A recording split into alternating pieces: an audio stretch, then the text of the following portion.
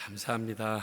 진짜 얼바인 사랑의 교회 알지도 못하는 팀들이 들어오기 시작한 이후로부터 하나님께서 계속 하나님의 사역들을 이어주심으로 인하여 감사드립니다. 자, 우리 오늘 주시는 하나님의 말씀 한번 생각합니다. 히브리서 9장 11절부터 15절의 말씀입니다.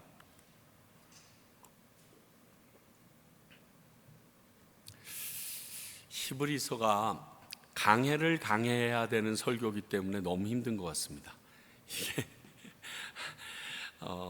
팩트로 일어나는 상황을 그 중에서 하나님의 뜻을 찾는 게 아니라 강해한 내용들을 강해해야 돼.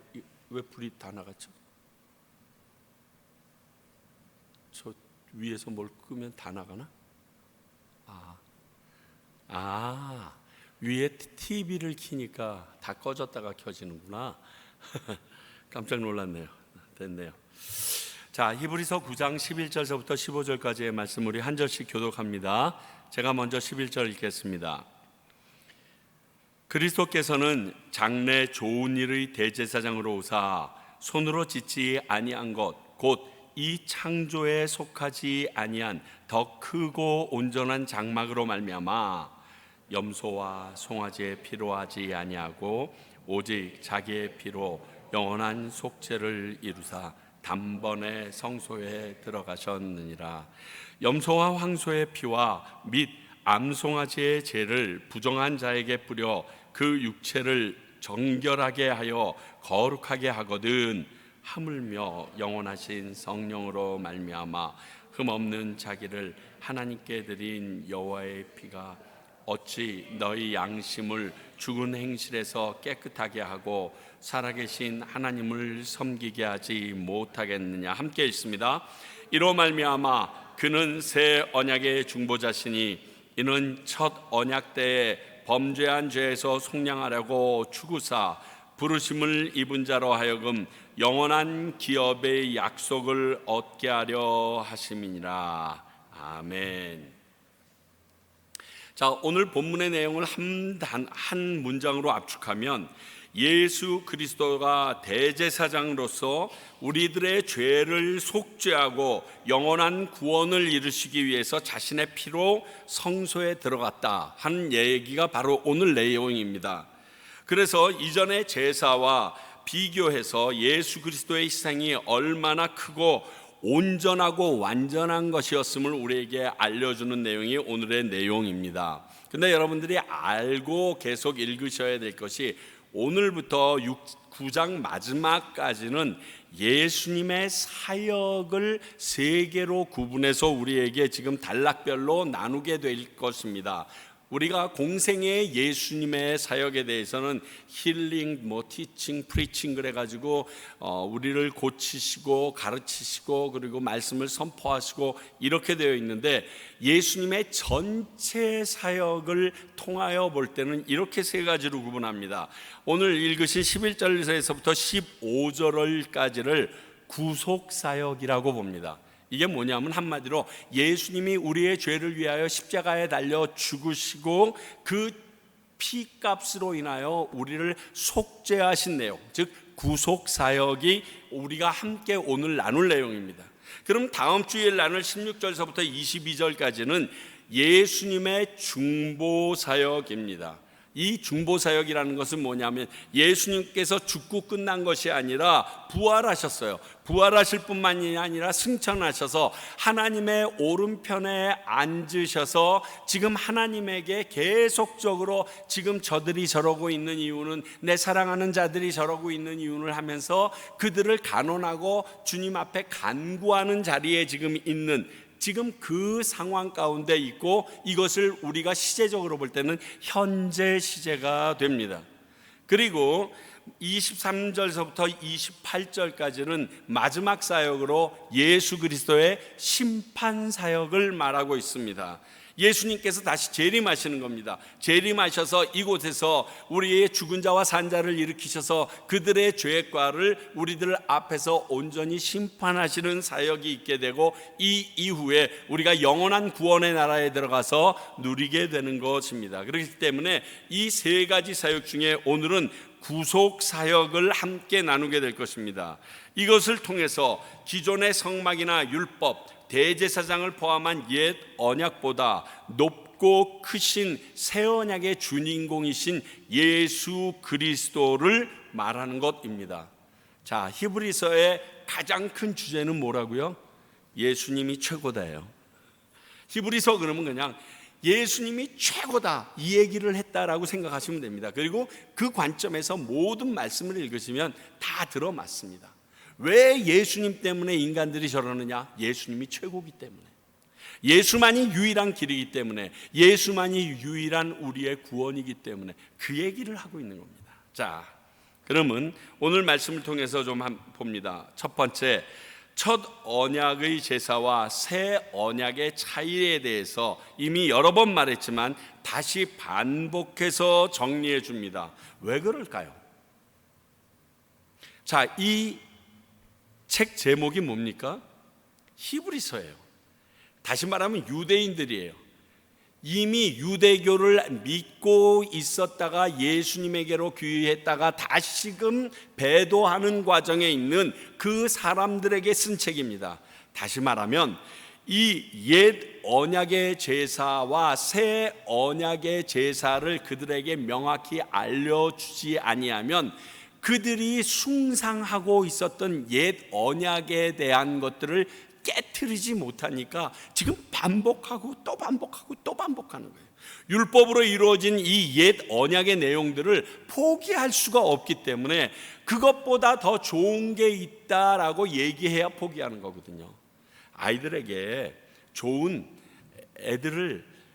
애들이 막 그냥 땡깡 부리고 자기가 가진 것 뺏기기 싫다고 난리할 때 제일 좋은 방법은 그거보다 더 좋은 걸 주면 자기 지금 가지고 있던 건 놉니다.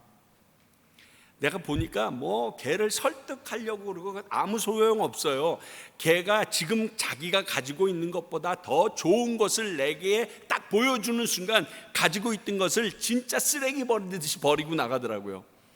지금 유대인들에게 그것을 요구하는 거예요. 너희들이 지금 숭상하고 있는 그 대제사장 아론의 계열, 그리고 레위기를 비롯한 그 많은 율법, 그것보다 지금 새롭게 주신 하나님의 새 언약이 훨씬 더 가치가 있고 소중한 것이라는 것을, 그래서 지금 최소한 4번째는 지금 반복하는 것 같아요. 왜 새 언약이 필요한지, 새 언약이 얼마나 중요한지 그 차이에 대해서 크게 3가지로 얘기합니다. 첫 번째는 너희들이 드린 그 제물은 반복해서 드릴 수밖에 없었지, 그런데 단 한 번의 제사로 하나님께서 연락해 주시는 제사가 이루어진 게 새 언약이야. 그게 예수 그리스도고, 지금 그 얘기예요. 자, 불완전한 장막에서 불완전한 옛 언약으로 인해서 죄를 지을 때마다 드려야 했던 그 제물들이 있었습니다. 이게 예전에 하나님께서 우리에게 말씀하신 그 율법이에요. 그런데 온전한 장막이 되신, 여기서 말하는 온전한 장막이라는 것은 예수 그리스도 자신을 말합니다. 온전한 장막이 되신 예수님께서 흠없는 자신을 제물로 드렸어요. 그리고 그 피를 가지고 직접 지성소로 들어가서 모든 일을 해결 보셨습니다. 단 한 번으로 끝냈다는 거예요. 이 사건 때문에 단번에 온전한 완성된 제물이 되었고 제사가 되었음을 이야기합니다. 그래서 내가 앞으로 어떠한 죄를 지었거나 문제가 있을 때는 예수 그리스도의 피를 의지해서 나가기만 하면 또 다른 제물을 드릴 필요가 없는 상황이 되었다라는 것을 얘기합니다. 왜냐하면 여러분들, 우리들은 그 이스라엘 백성들이 제사 드리는 것에 대하여 얼마나 큰 부담을 갖고 있는지에 대해서 여러분 레위기를 자세히 보시면 압니다. 자, 이스라엘 백성이 요단강 이편에서만 살았나요? 저편에도 있었나요? 요단강 저편에도 있었어요. 그런데 요단강 저편에서 예루살렘까지 흠없는 내가 키우던 동물, 거기에서 흠없는 동물이라고 얘기하는 것들은, 그 중에서 고르라고 얘기하는 것은 내가 직접 키운 동물이라는 의미가 포함되어 있거든요, 그 단어에. 그러면 내가 키운 동물을 저쪽 요단강 저편에서부터 데리고 예루살렘까지 흠 없이 데리고 오려면 얼마나 시간 걸릴 것 같으세요? 한두 주일 택도 없어요. 제사 한 번 드리려고 모든 제사 안 드려도 돼요. 그러나 1년에 단 한 번 예배는, 제사는 드려야 되잖아요. 대속제일은 가야 되잖아요. 그걸 드리기 위하여 내가 정말 사랑했던 내 자녀와 같은 그 양, 흠없는 놈 하나를 끙끙 안고서 오다가 중간에서 이게 삐끗해가지고 다리가 부러졌는데 집에 다시 가야 돼요. 그리고 그 다음으로 흠없는 놈을 또 다시 데리고 또 와야 돼요. 그래서 성전 입구에 동물 파는 사람들이 존재하기 시작했던 거예요. 안 그러면 불가능하니까. 그 수많은 시간을 가지고 왔는데, 여러분 레위기를 자세히 보게 되면요, 제사를 드리는 건요, 제물을 가지고 온 우리들의 몫이지 제사장의 몫이 아니에요. 제사장은요, 준비 다 된 예물을 이렇게 하나님에게 올려드리면 땡이에요. 제사장이 뭐 땀 흘리면서 가죽을 벗기고,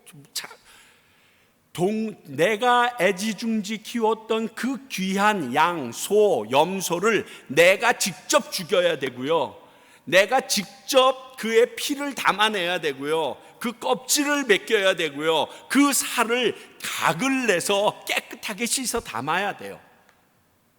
여러분, 제사 드리는 게요, 하루 일이 아니라요, 한 주일이 완전히 다 들어가는 어마어마한 힘든 일이에요. 자, 여기에 비해서 여러분들이 맨날 왜 이스라엘 백성은 왜 바알한테 저렇게 넘어갈까, 아세라한테 넘어갈까? 아세라랑 바알에게 예배 드리는 건 너무 쉬워요. 돈을 주머니에 차고 갑니다.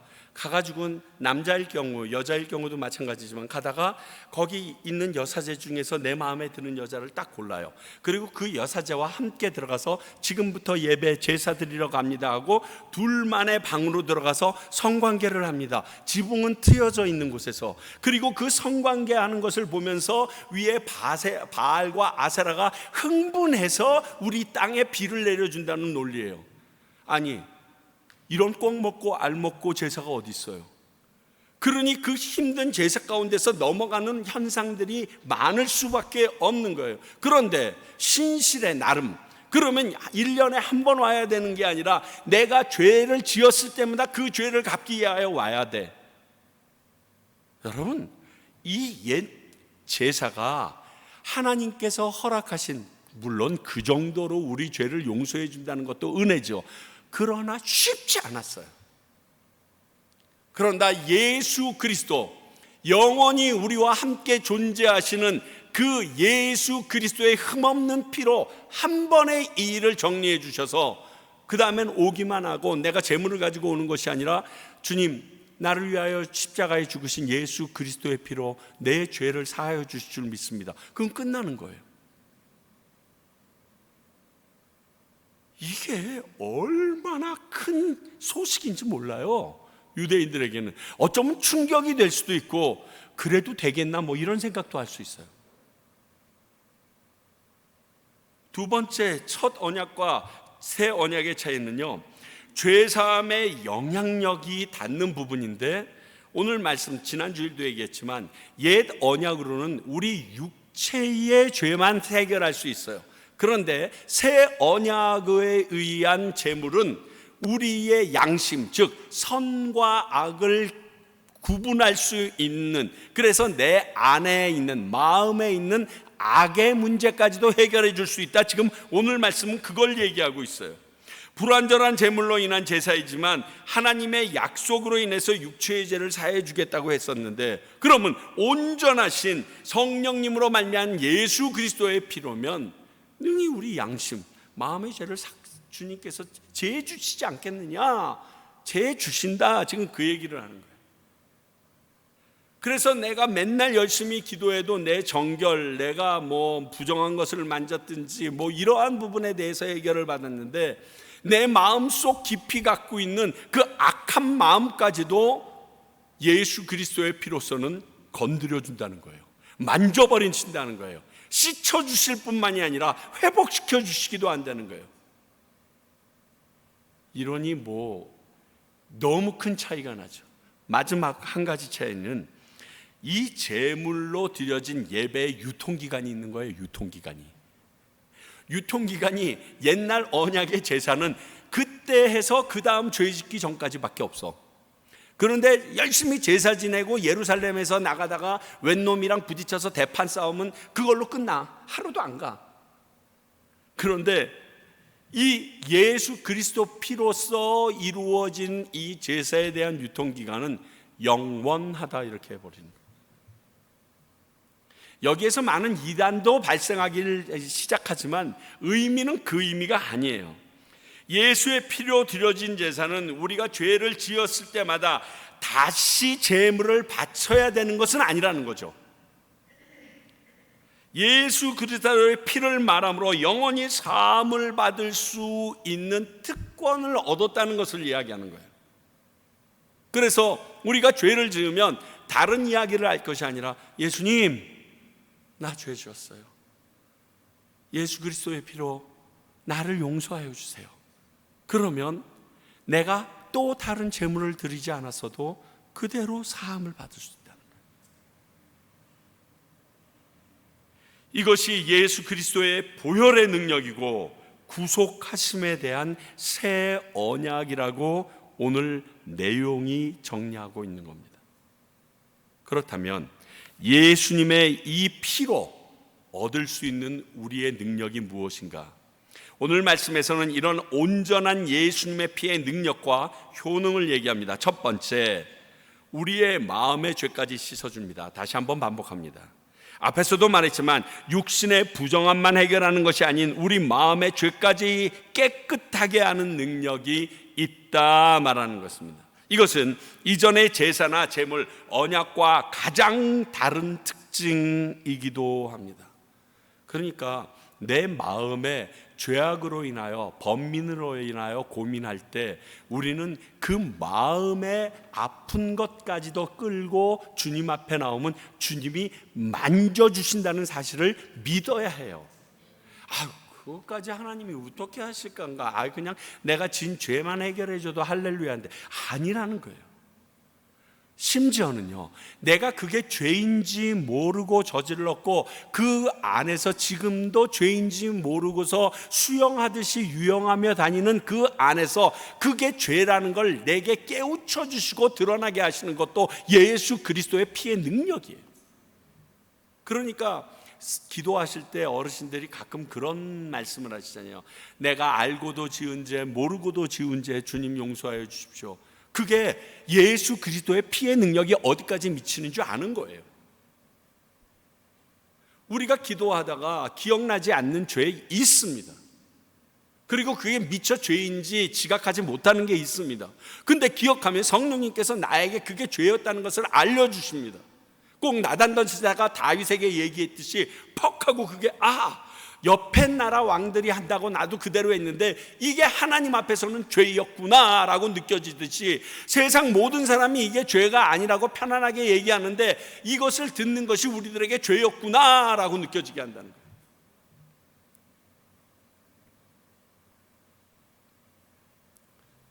제가 오늘 정명석 열심히 연구하고 고발했던 그러한 기자가 이렇게 나와서 이야기 대담하는 것을 보면서 하나 굉장히 충격적인 말을 하더라고요. 여러분, 정명석 하면 뭐가 생각납니까? 이렇게 물어보더라고요. 아나운서한테 그랬더니 성적인 문란함, 이걸 얘기한다는 거예요. 그런데 JMS에 다니고 있는 사람의 99%는 우리 믿는 사람보다 훨씬 신실합니다. 크리스찬이에요, 그분. 한국의 큰 교회에 섬기고 있어요. 제가 깜짝 놀랐어요. 그 1%의 일이 너무 부각되어서 99%가 겪고 있는 아픔을 모르는 게 한국 교회의 현실입니다 라고 얘기하는데 갑자기 뜨끔하더라고요. 그들은요, 자신의 죄를 씻기 위해서요, 진짜 새벽 5시부터 일어나서 어린아이 때부터 암송하고 기도하고 예배드리고 자기의 모든 것을 바쳐서 하나님께 드리는 줄 알고 살고 있대요. 그 정명석에게 드리고 있다라는 생각 자체를 안 하고 있다는 거예요. 99%가. 근데 지금 1% 문제 때문에 이 난리가 나서 정명석 그러면 성적인 걸 얘기하는데, 그것은 진짜 그 교단 안에서 지금 빠져 있는 안타까운 100명의 무리 중에 한 명밖에 해당 안 된다는 거예요. 정말 놀랐어요. 다시 말하면요, 그들 안에 들어가 있는 사람들은 예수님 좀 제대로 믿어보겠다고, 내 죄를 제대로 해결해 보겠다고 간절히 받아들이는 사람들이 그 안에 들어가 있는 거예요. 예수 모르는 사람들이 들어가 있는 게 아니에요. 근데 우리들은 예수 그리스도께서 우리의 마음의 죄까지 낱낱이 고발하여 알려주실 수 있다라는 이 성경 말씀을 듣고 보면서 얼마나 그 앞에 나의 죄나 나의 삶을 내어놓고 있느냐라는 것을 생각해 볼 때 정말 창피하더라고요. 나 자신부터.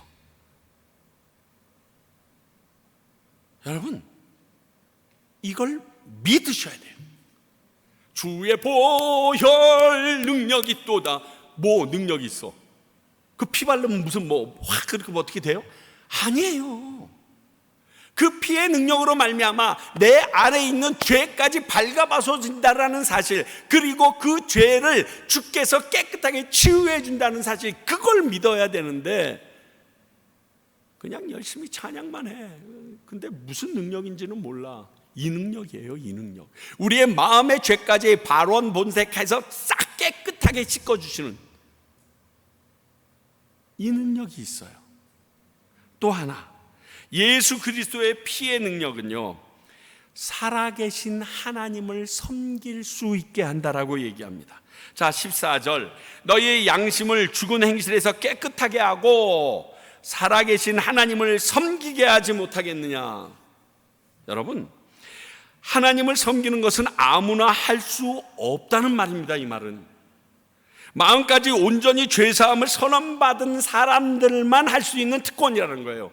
이걸 우리 알아야 돼요. 다시 말하면 예수 그리스도의 피로 죄사함을 받은 자들만 감당하는 게 우리 하나님 아버지를 섬기는 일이에요. 그게 안 된 사람은 하나님 아버지를 아무리 섬긴다고 말하지만 하나님 아버지와의 관계가 형성되지 못해요. 죄로 인하여 형성이 되어질 수가 없어요. 이사야가 하나님을 배웠고 내가 부정한 입술로 죄를 범해서 하나님을 보았다, 나 이제 죽게 되었다 그럽니다. 그랬더니 천사가 숯불을 가져다가 입에다가 댑니다. 그리고 나서부터 하나님과 이사야 사이에 대화가 오가기 시작하고요, 누가 나를 위하여 갈까? Here I am, 그렇게 하고 나옵니다. 하나님과의 관계가 해결되려면 나와 하나님 사이에 있던 죄가 예수 그리스도의 피로 씻음받지 않으면 안 됩니다. 그 이후에나 하나님을 섬기는 일이 내가 할 수 있는 일이 된다는 것이에요. 그러므로 예수 그리스도의 피로 속죄함 받지 않은 사람은 하나님을 섬기는 일을 할 수 없어요. 다만 하나님의 일을 하고 있다고 착각하는 사람들은 될 수 있어요. 그런 사람 엄청 많거든요. 예수 그리스도의 피가 이런 능력이 있음을 믿고 고백한 자만이 할 수 있는 일이에요. 마지막으로 영원한 기업의 약속을 얻게 됩니다. 15절, 부르심을 입은 자로 하여금 영원한 기업의 약속을 얻게 하려 함이라. 영원한 기업이란 우리의 노력, 신앙의 행위 여부에 의해서 주어지는 게 아닙니다. 성령님께서 예수 그리스도의 그리스도를 피가 믿어지게 하는 역사가 있음으로 말미암아 우리에게 주어진 하나님의 은혜입니다. 그러므로 예수 그리스도의 십자가에서 흘린 보혈의 능력이 믿어졌다는 것은 바로 이 영원한 기업을 이미 상속받은 겁니다. 여기에서 흔들리지 마세요. 예수님이 죽으셨어. 근데 그 피로 내가 구원에 이룰 수 있다는 게 막 믿어졌어요. 그래서 내가 그분 앞에 회개하고 나갑니다. 그러면 이미 영원한 기업은 내게 상속되어져 있는 거예요. 거기에 대해서 흔들리지 마세요. 네가 몇 년 몇 월 며칠에 구원받아서 그거 모르면 안 돼. 지금 여기서 날뛰는 그 사람들이 그걸 얘기하거든요. 구원파들이 너 몇 년 몇 월 며칠에 그것도 모르면서 알 수도 있어요. 그러나 모를 수도 있어요. 그렇잖아요. 근데 그런 말에 막 휘둘립니다. 휘둘리지 말고요.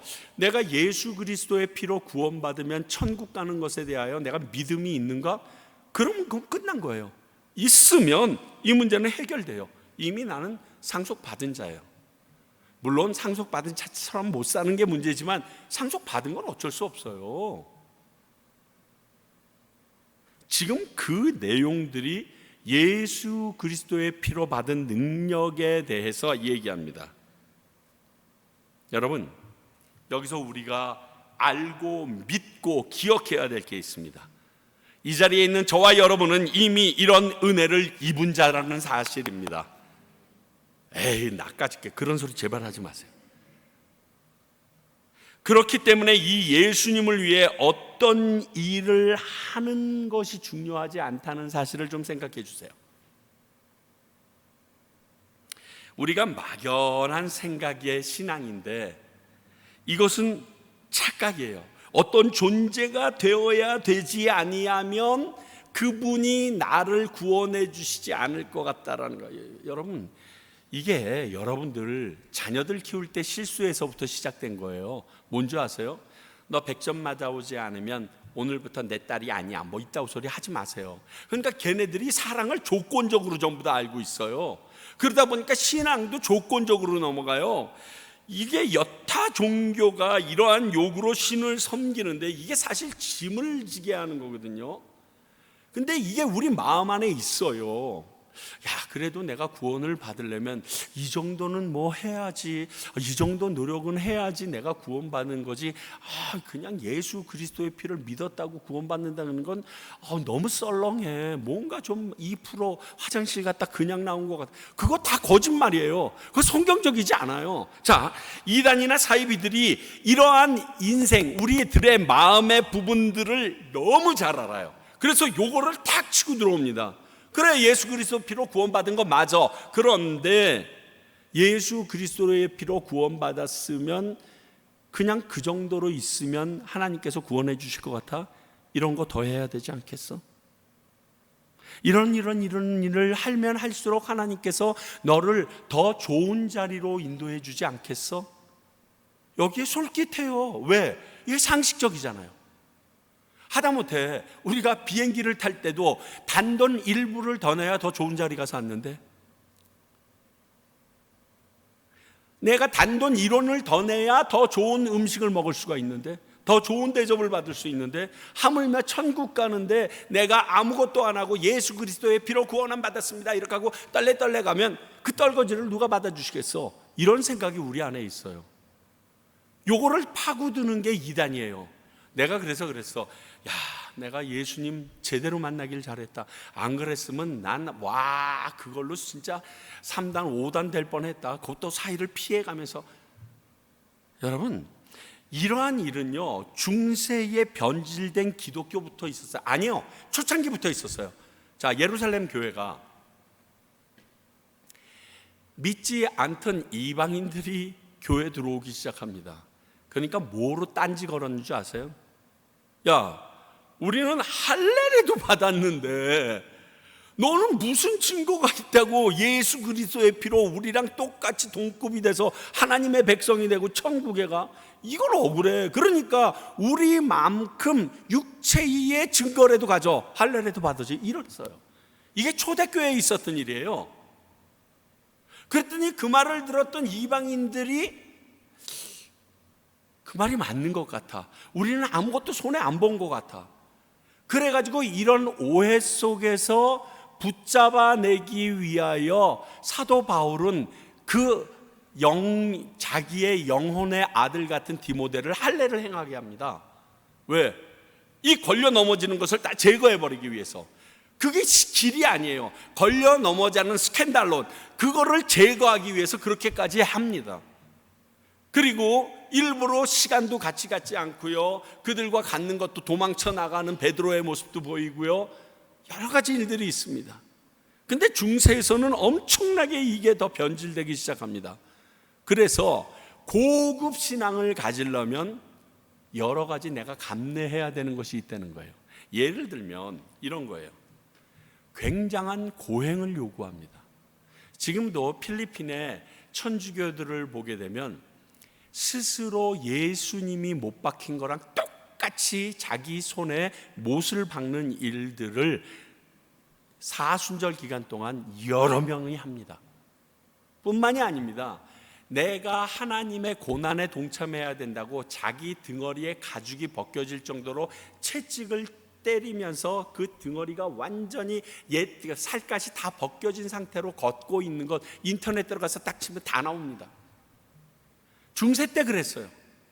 야, 분명히 성경이 이렇게 얘기했어. 그들은 성경을 읽지도 못했습니다. 그러나 성경을 읽을 수 있던 마틴 루터조차 야, 너희들이 그리스도의 고난에 함께 동참하기 위해서는 너희들도 하나님 예수님이 당했던 고난에 동참하여야 된다는 말이 무슨 말인 줄 알아? 너희들도 고난을 당해. 그러니까 무릎팍으로 계단 기어 올라가 무릎팍이 다 떨어져 나가고 뼈가 드러날도록 그 예수님의 고난에 스스로 고난에 동참하지 아니하면 우리는 하나님의 온전한 제자가 아니야 라고 얘기해요. 근데 그 말이 그 말 뜻이 아니거든요.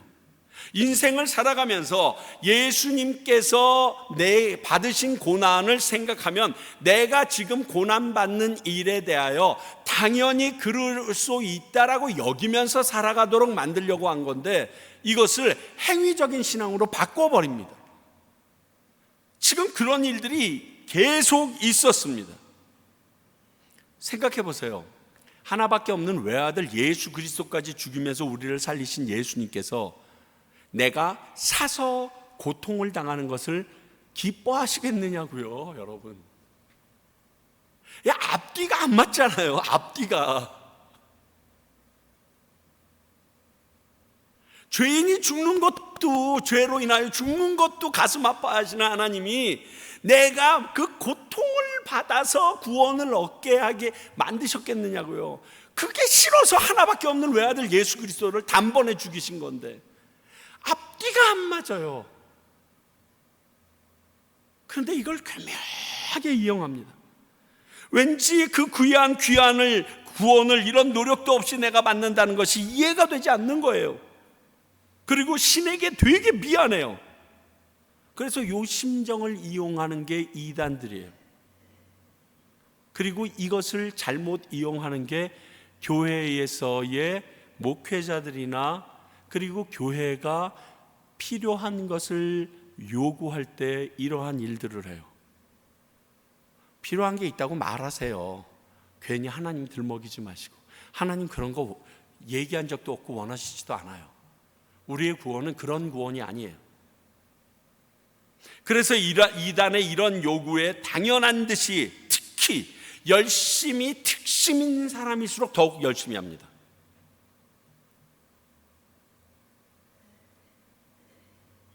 제가 지금 이정옥 권사님이 걱정되는 것이 한국에 가시면 정신 똑바로 차리셔야 돼요. 너무 열심히 해서 걱정이야 난. 아주 열심히 성경적으로 열심히 아니면요. 그리고 그 성경도 조심하셔야 돼요. 누가 어떠한 사람에 의하여 배우고 있느냐 너무 중요해요. 그냥 누구처럼 야 내가 반츠를 벗어봐 그러면 반츠 벗는 놈 그 사람은 내 교인이고 이따위 소리 하는 사람 절대로 믿지 마세요. 말이 안 돼요. 하나님이 그런 짓 시키겠어요? 그런 행동 그런 말하는 사람을 하나님이 하나님의 사람이라고 세웠겠느냐고요. 정말 위험해요. 이것은 성경을 곧 예수님의 구원을 잘못 알고 있는 거예요. 잘못 이해하고 있는 것이에요. 하나님은 우리를 괴롭히려고 구원해 주신 게 아니에요. 예수 그리스도의 십자가의 보혈을 빙자해서 우리들을 착복하고 괴롭히고 어렵게 하고 힘들게 하고 고난 속에 밀어넣으려고 하신 게 아니에요. 그 반대를 위해서 했는데 이 땅을 살아가면서 믿는 자들이 암이 안 걸리나요? 사업은 안 망하나요? 어려움은 안 겪나요? 다 겪습니다. 그것에 대하여 예수 그리스도의 고난은 그분이 매셨던 멍에를 생각하면 지금 내가 지고 있는 이 어려움은 아무것도 아니다 그렇게 얘기하신 거예요. 그런 의미예요. 여러분 착각하시면 안 돼요. 그래서 우리가 그 예수님을 위하여 뭔가를 해야 되겠다라는 강박관념에서 자유하세요. 하나님은 그것 때문에 우리를 구원해 주신 거 아니에요. 그것 해주는 자들을 하나님은 높게 세우는 것도 아니에요. 그 예수 그리스도의 보혈의 능력 그 자체를 믿는 게 중요해요. 이 믿음도 우리의 노력이나 능력이 아닌 전적인 은혜로 된 것입니다. 그러나 이것을 믿는 자체가 잘못된 구원론이나 신앙사상에서 바로 우리를 세우는 첫걸음인 것은 확실해요. 이 믿음이 흔들리면요, 사방에서 지금 제가 앞에서 나누었던 많은 예 같은 내용들을 하고 오면요, 그런가 그러고 다 넘어가요. 자, 여러분들 제가 설득해 볼까요? 자, 여러분들 구원 받으셨잖아요. 구원 받았는데 여러분들이 가지고 있는 물질 중에 일부를 주님 앞에 드리는 게 뭐가 아까우세요? 기쁘게 드릴 수 있어야 되지 않겠어요? 여러분들 자녀 중에 한두 명 정도는 선교사로 목회자로 드리는 게 당연하지 않겠어요? 설득되지롱. 하나님의 말씀 아니에요. 설득된다니까요. 그럴듯하다니까요.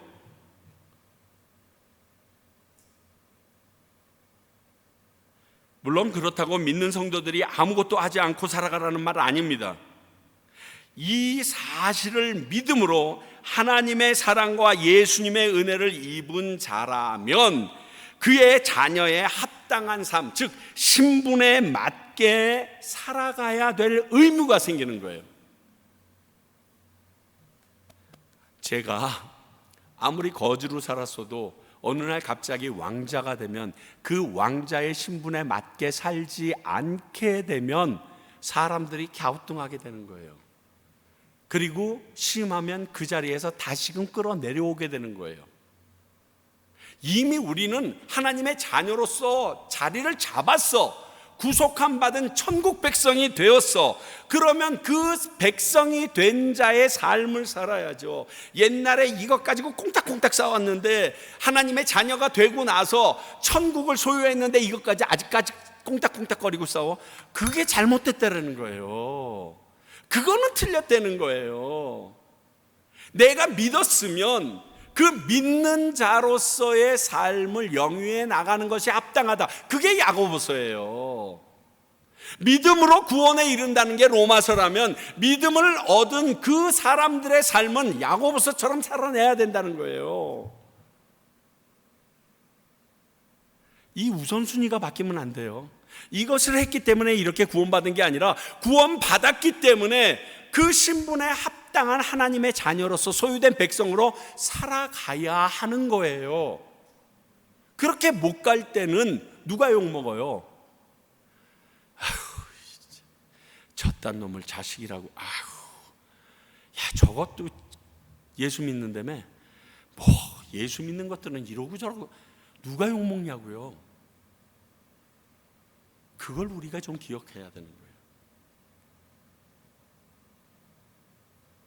저는 오늘 이 말씀 중에 제일 중요하다고 여기는 게 이 내용을 다른 말로 하게 되면요, 예수님과 함께 하는 것 그 자체를 더 기뻐하고 소중히 여겼으면 좋겠다는 거예요.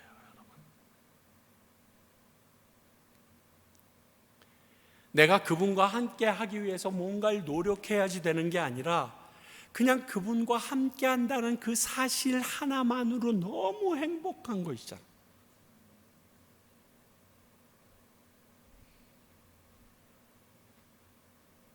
우리 이걸 못해요. 신앙인들은 뭔가 바둥거려야지, 물 위에서요 바둥바둥거려야지만 떠 있는 거 아니에요. 생존 수영이라는 게 있습니다. 뒤집어 자빠져서 온몸에 힘을 빼니까 쭉 떠서 있습니다. 힘주면 빠져버려요. 그냥 그분과 함께 있으면 좋은 거예요. 그분과 내가 지금 한 자리에서 교통하고 있다는 걸 느끼기만 하면 막 찌릿찌릿하고 좋은 거예요. 이게 필요해요. 이게 신앙인으로서 가져야 될 자세인데 우리는 너무 발버둥을 한 예수님이 다쳤어. 하나님이 진땀 다 흘리셨어. 눈물 다 흘리셨어요. 왜 우리가 자꾸만 그런 거 하지 않으면 안 된다는 착각 속에서 살아요? 저희 집에 엘보스케 이름에답게 모기가 진짜 많습니다. 요즘에 모기가 얼마나 많은지 모기를 피해 가야 될 정도예요. 그래서 그 모기향을 아내가 6개씩 피워놔요. 우리 사랑스러운 강아지가 있기 때문에 얘 또 모기에 물리면 뭐 심장충 생긴다고 그래가지고 걱정이 돼서 다 발라놨는데 안 돼요. 그래서 어제부로 우리 릴리가 우리 집 안쪽으로 입성을 했어요. 이유를 보니까 털이 안 빠져요. 그렇게 털이 많이 빠지던 릴리가 털이 안 빠지더라고요. 그래서 어저께 목욕을 시켰는데 털이 진짜 10가닥 정도도 안 빠지는 거예요. 그래서 그러면 해볼 만하다 그래가지고 열심히 씻겨가지고 방 안에다가 딱 놔뒀어요. 그러면서 제가 하나님 앞에 회개하는 일이 일어났어요. 뭐냐? 릴리의 소원은 잘 먹고 잘 자는 게 아니에요. 나를 사랑해주는 주인과 가까이 있는 거예요. 내 손을 타는 거, 내가 주인이 자고 있으면 그 옆에 있는 거, 주인이 호흡하는 그 옆에 그 주인이 쓰다듬어 주는 그 손길에 정신을 못 차리더라고요. 그러면서 이 말씀을 준비하는데 나한테 너는 시청관 교육이 꼭 필요하지 자식아. 이놈아 봐, 릴리만큼만 나를 사랑해다오. 내가 네 옆에서 떨어졌을까봐 막 어쩔 줄 몰라 하고 내가 한번 너를 만져만 주기만 해도 흥분이 돼가지고 오줌 질질 찌릴 정도로 너무 행복해하고 너는 왜 그렇게 못하니?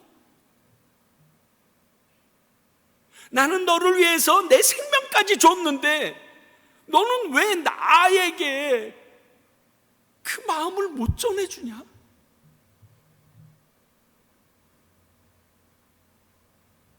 주님이 원하시는 건요, 그분과 함께 있는 것이에요. 그분을 내 안에 모셔드리고 그분의 말씀을 묵상하고 그분과 기도하며 그분과 함께 하기를 원해요. 이게 새 언약의 키포인트예요. 구원함 받았어요. 구원함 받아서 죄로 죄사함 받으면 무엇이 가까워져요? 하나님과 나와의 관계가 가까워져요. 옛날처럼 지성소를 들어가야 되고 무슨 과정을 통과해 싹 없어졌어요. 그저 예수 그리스도의 피, 그럼 쑥 들어가요.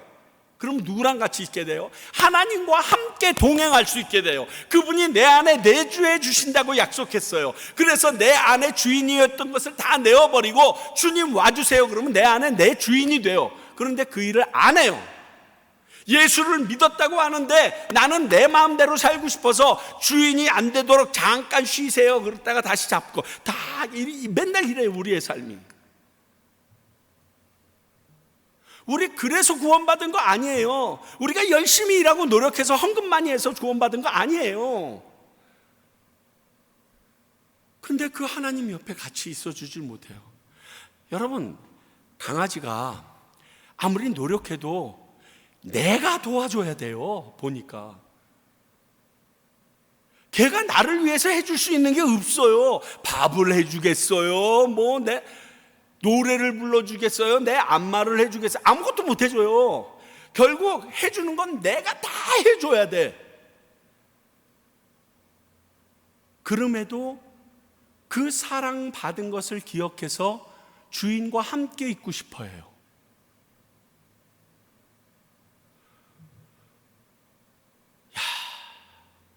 내가 저 강아지만 못한 사랑으로 주님 앞에 나가고 있었나? 얼마나 창피한지 모르겠더라고요.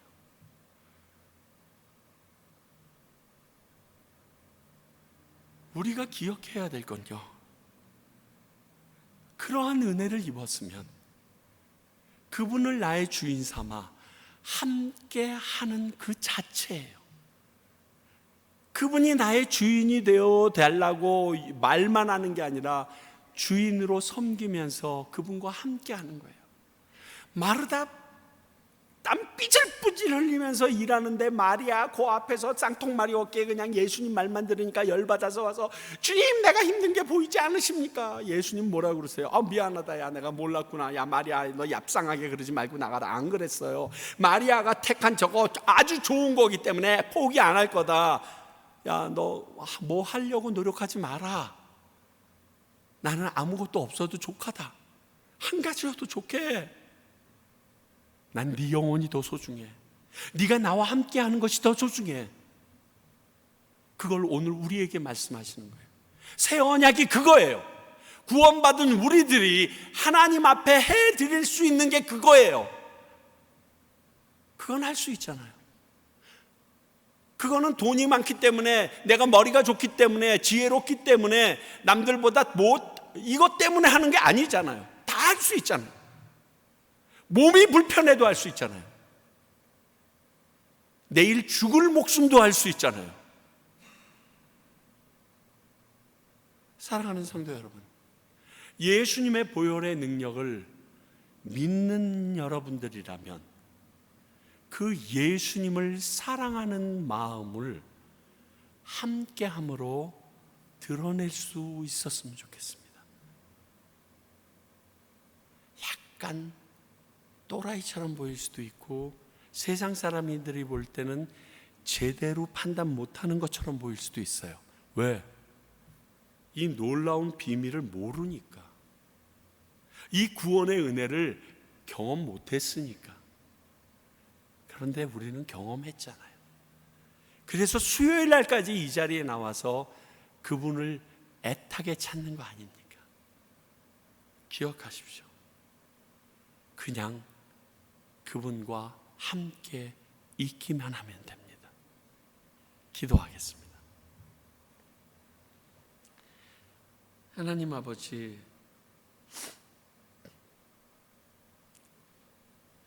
주님께서 주신 이 놀라운 구속의 능력, 예수 그리스도의 피가 얼마나 귀한 것인지 귀에 못이 박히도록 알고 있지만, 그럼에도 불구하고 여러 가지 속삭이는 말에 나의 마음이 흔들리고, 그러면서도 주님이 가장 원하시는 주님을 내 안에 품고 살아가는 일은 뒷견에 내다 놓은 우리들의 모습.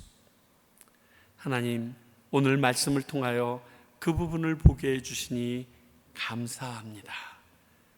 아버지, 당신 앞에 믿음으로 말미암아 드릴 수 있는 그 삶, 당신과 함께하길 바라는 우리들의 삶이 우리들의 일반 생활 속에서도 드러날 수 있도록 도와주시고 행할 수 있도록 용기 주시옵소서.